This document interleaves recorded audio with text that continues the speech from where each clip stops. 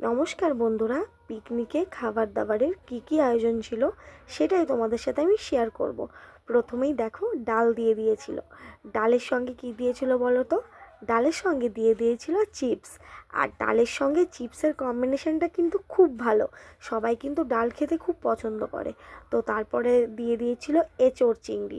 আমার তো এঁচোড় চিংড়ি খেতে খুব ভালো লাগে, কার কার ভালো লাগে একটু কমেন্ট করে জানাবে।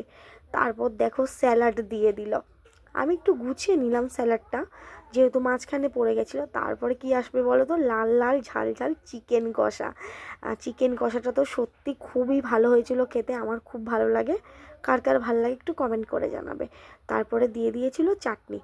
আমি চাটনি খুব ভালোই খাই, আমার ভালো লাগে চাটনি খেতে।